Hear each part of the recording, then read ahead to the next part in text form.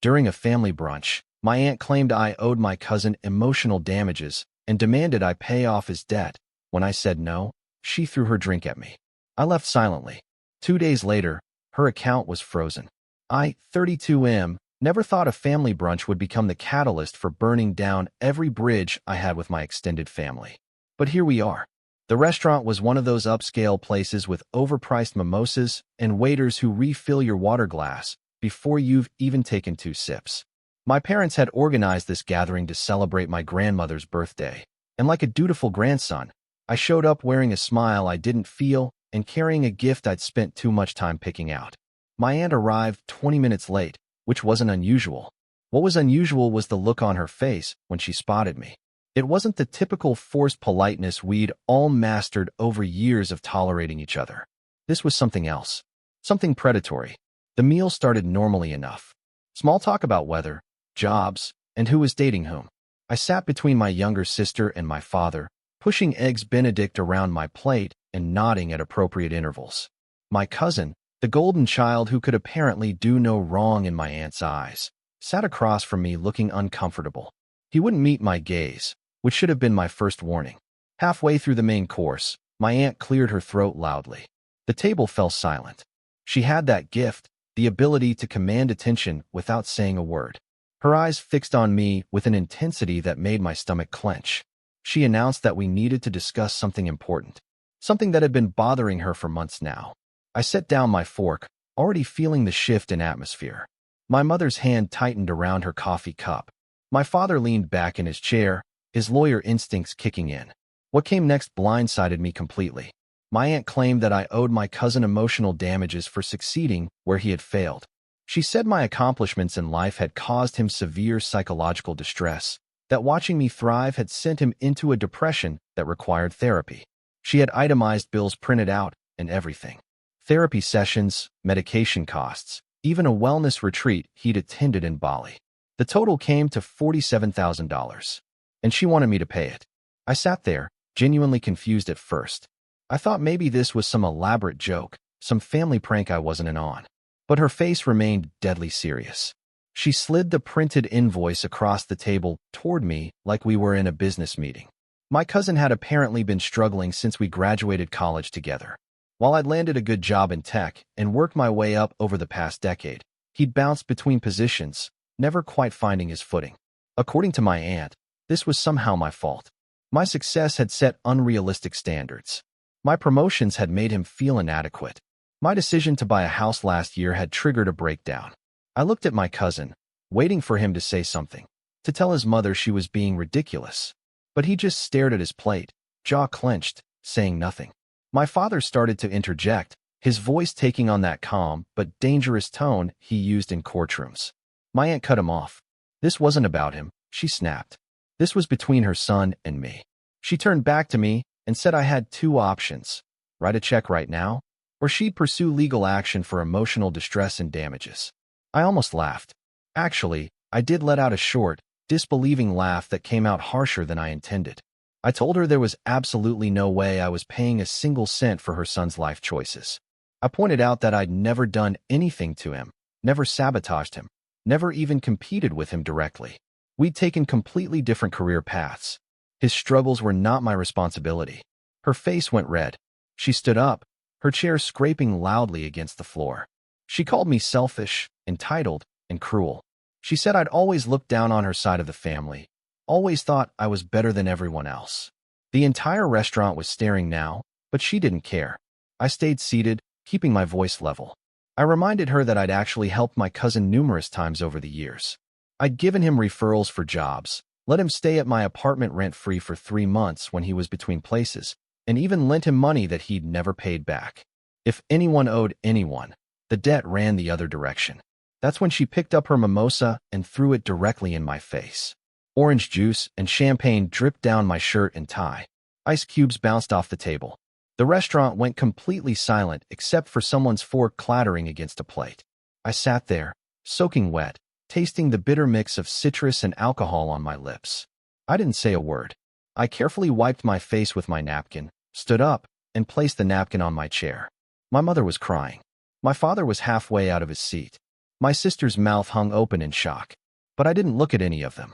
I made eye contact with my aunt one last time, then turned and walked out of that restaurant with whatever dignity I had left. I drove home in sticky, wet clothes, my mind racing. The humiliation burned worse than the alcohol in my eyes. But beneath the embarrassment, something else was building. Something cold and calculating. See, what my aunt didn't know was exactly what I did for a living. She'd never bothered to ask for details, just made assumptions based on the fact that I worked in tech. My title was Senior Security Analyst for a financial technology company, but that bland description didn't capture what I actually did day to day. I specialized in fraud detection, digital forensics, and security protocols for financial institutions. I also had friends in very useful places. That evening, I sat in my home office, still wearing my ruined shirt, and made a few calls. I reached out to a former colleague who now worked in compliance at a major bank. We caught up, talked about old times, and then I casually mentioned that I'd noticed some concerning patterns in financial transactions involving someone I knew. I provided my aunt's name and account details, information I'd memorized years ago from when I'd helped her set up online banking. My friend said he'd look into it. Just routine, he assured me. Standard protocol when red flags appeared. The next day, I filed a formal complaint with my aunt's bank, citing suspected fraudulent activity.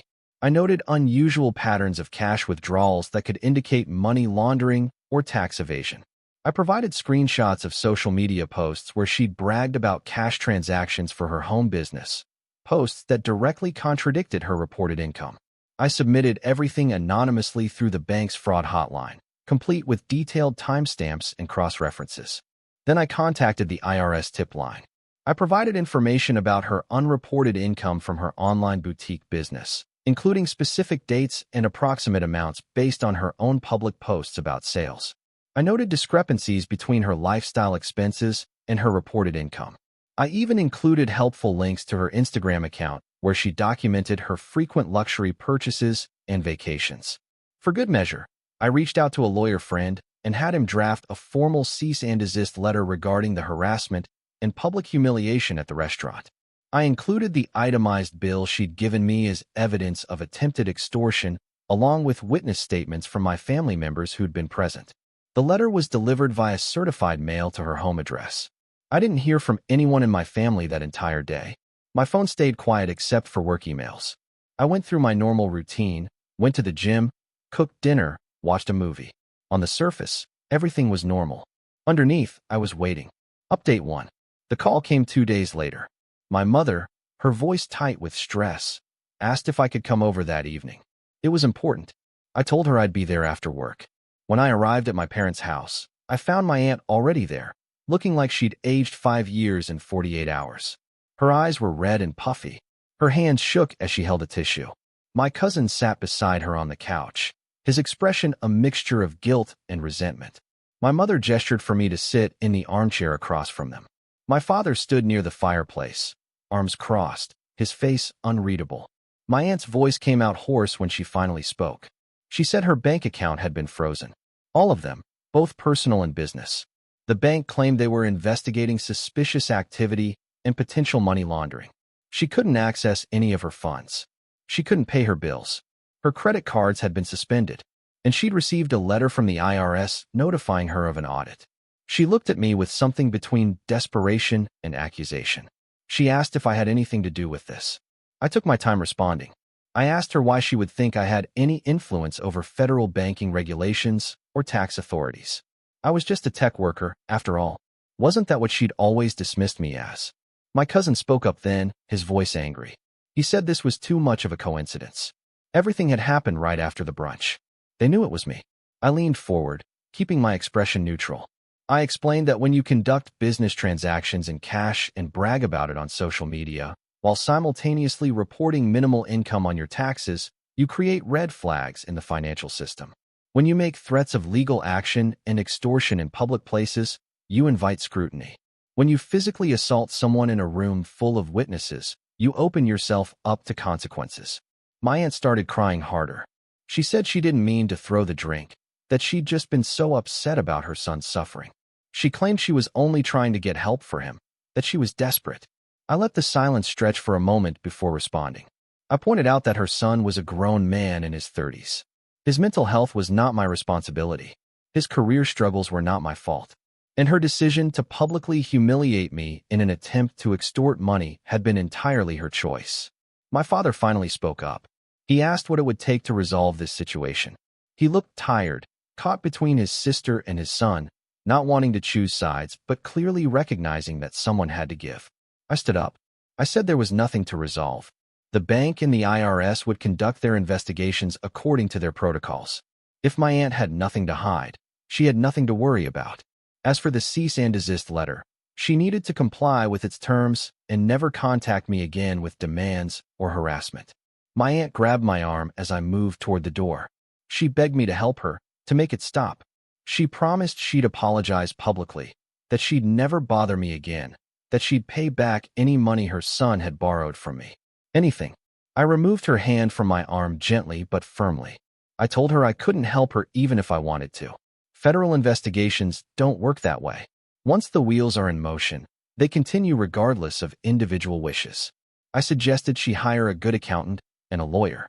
My mother followed me to the door, her eyes pleading. She asked if I was really going to let this destroy the family. She reminded me that we used to be close, that holidays wouldn't be the same, that my grandmother would be heartbroken. I paused at the threshold. I reminded her that I hadn't destroyed anything. I'd shown up to a family brunch with a gift and good intentions. Someone else had chosen to turn it into a spectacle. Someone else had thrown drinks and made threats. Actions had consequences, and those consequences weren't always convenient or comfortable. I drove home feeling strangely empty. No satisfaction, no guilt, just a kind of hollow neutrality. I'd done what needed to be done, set boundaries that should have existed years ago, but the weight of severed family ties still pressed down on my chest. Update 2. The following weeks were quiet on the family front. My phone stayed silent except for one text from my sister. She said she understood why I'd done what I did, that the brunch had been mortifying and completely out of line. But she also worried about what this meant for future family gatherings. She asked if there was any way to walk things back, to find a middle ground. I told her there was no middle ground between respect and extortion. Either family members treated each other with basic decency, or they didn't have relationships. It was that simple. Work continued as normal. I attended meetings, reviewed security protocols, analyzed threat patterns. My colleagues noticed nothing different about me.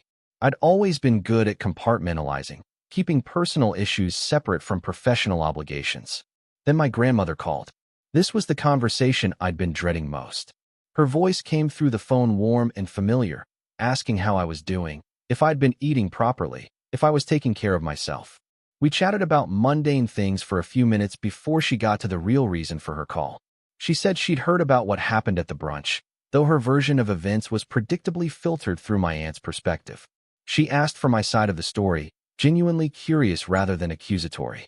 I told her everything. The demands, the invoice, the public humiliation, the drink in my face. I explained my aunt's threats of legal action and the implication that my success was somehow damaging to my cousin's mental health. I kept my voice even, factual, letting the events speak for themselves. My grandmother stayed quiet for a long moment after I finished. Then she sighed, the kind of deep, weary sigh that contained decades of family dynamics and disappointments. She said she wasn't surprised. My aunt had always struggled with jealousy, even as a child. When my father had gotten into law school and she hadn't passed the entrance exam, there had been years of bitter comments and veiled accusations of favoritism. When my parents had bought their first house and she was still renting, she'd stopped speaking to them for 6 months. The pattern had repeated throughout their lives, this cycle of resentment and blame whenever someone else succeeded. I asked my grandmother if she was disappointed in me for how I'd handled things. Her answer surprised me. She said she was sad but not disappointed. Sad that the family had reached this point, that old wounds and new grievances had created such a divide, but not disappointed in me for setting boundaries. She said watching someone throw a drink in your face and then simply paying them $47,000 would have taught the wrong lesson, would have enabled behavior that needed to stop. She asked only one thing of me. She requested that I attend her birthday celebration next month, a smaller gathering at her house. She said she'd understand if I declined, but she hoped I wouldn't let my aunt's actions rob me of all family connections. I promised I'd think about it. Update 3. A month passed with minimal contact from my extended family. My parents kept me updated through brief phone calls. The bank investigation had concluded, and while my aunt's accounts were eventually unfrozen, she'd been required to pay substantial penalties for unreported income and suspicious transaction patterns. The IRS audit was ongoing and likely to result in additional fines and back taxes. My cousin had apparently found a new therapist and was working through his issues in more constructive ways. According to my mother, he'd admitted to his counselor that his mother's constant comparisons between us had fueled much of his anxiety and feelings of inadequacy. He was learning to set boundaries with her, to separate his self-worth from others' achievements. I felt a complicated mix of emotions about that. Relief that he was getting actual help, frustration that it had taken this long, guilt that I'd been used as a measuring stick without my knowledge or consent. My sister reached out more frequently now, sending memes and funny videos like she used to before everything got complicated. We fell back into our old rhythm gradually, carefully avoiding the topic that still hung between us. I decided to attend my grandmother's birthday celebration. I arrived early, helping her set up chairs and arrange food in her small dining room. She moved slower than I remembered, her hands trembling slightly as she adjusted plates and napkins. My parents arrived next, then my sister and her husband. We'd been there about an hour when my aunt and cousin appeared at the door. The moment froze. My aunt looked thinner, more fragile. My cousin stood slightly behind her, his posture defensive. My grandmother welcomed them in warmly, as if nothing had happened, as if we were all still the functional family we'd pretended to be for decades. We maintained careful distance throughout the evening. My aunt and I didn't speak directly, didn't make eye contact, existed in the same space like strangers forced to share an elevator. My cousin nodded at me once, a small acknowledgement that carried weight I couldn't quite interpret. My grandmother opened her gifts surrounded by her family, such as it was. She smiled at each present, thanked each person with genuine warmth. When she got to mine, a collection of photographs I'd restored and framed from her old albums, her eyes filled with tears. She said it was perfect, that these memories were what mattered most. After the cake was served and eaten, after the small talk had been exhausted, my aunt approached me near the kitchen. I tensed, unsure what to expect. She said she wanted to apologize.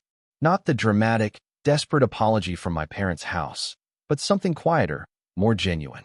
She said she'd been wrong to blame me for her son's struggles, wrong to demand money for something that wasn't my responsibility, wrong to humiliate me in public.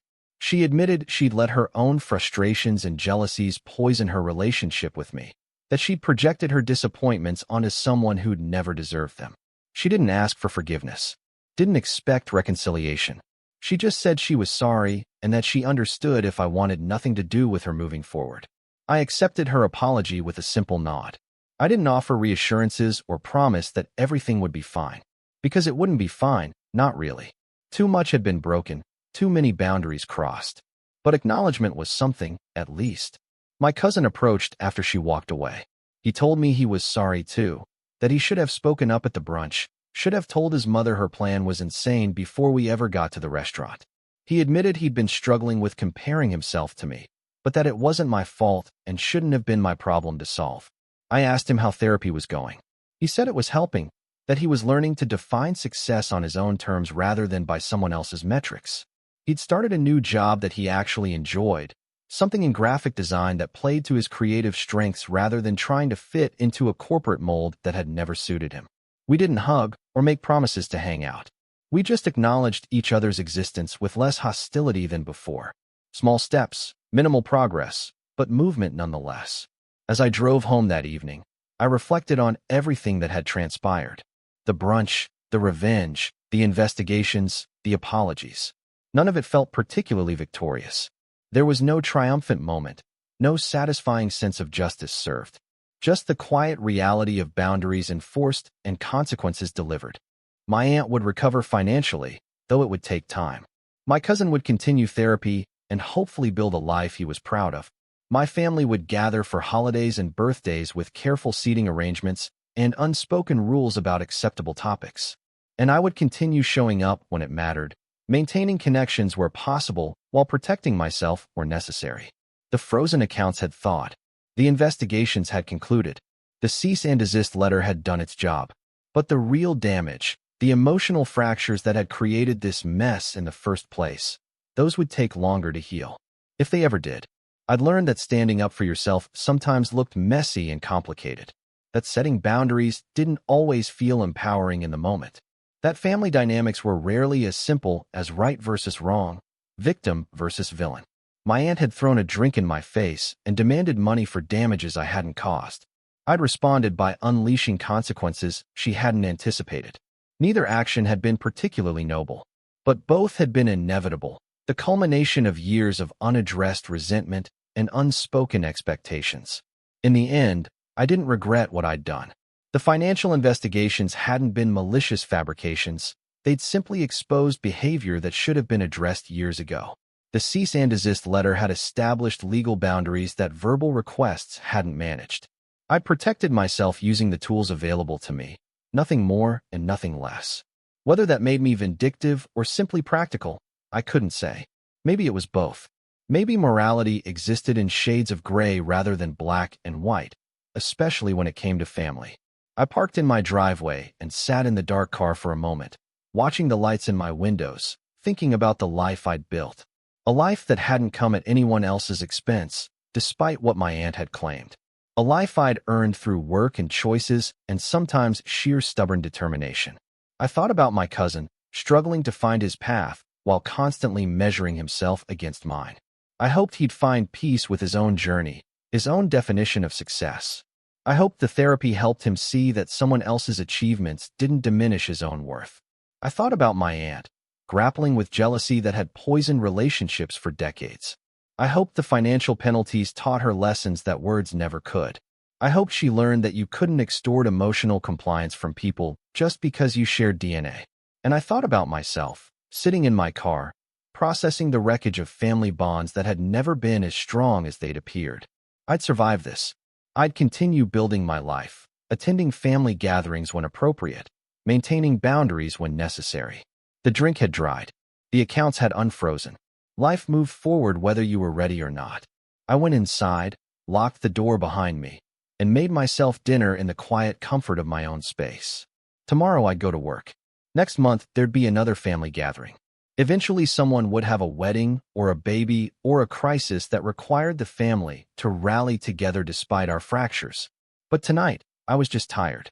Tired of drama and revenge and consequences. Tired of being compared to, blamed for, expected to fix.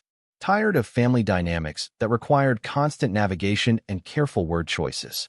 So I ate my dinner, watched mindless television, and went to bed early. Because sometimes the most radical act of self-care is simply allowing yourself to be done with a situation. To let the dust settle without needing to analyze every particle. The story could have ended differently. I could have paid the money to keep the peace. I could have endured the humiliation without response. I could have let my aunt's behavior slide like I'd let so many other small grievances slide over the years. But I hadn't. And while the path I'd chosen had been uncomfortable and complicated, and sometimes felt petty in retrospect, it was mine. I'd made my choices and lived with the consequences, just like everyone else in this messy situation. That would have to be enough. Thank you for watching. If you enjoyed this story, please hit that subscribe button. Don't forget to give it a thumbs up and share it with friends or family who might enjoy it too. Your support means a lot. And if you have any thoughts, questions, or story ideas, drop them in the comments below. I'd love to hear from you. See you in the next story.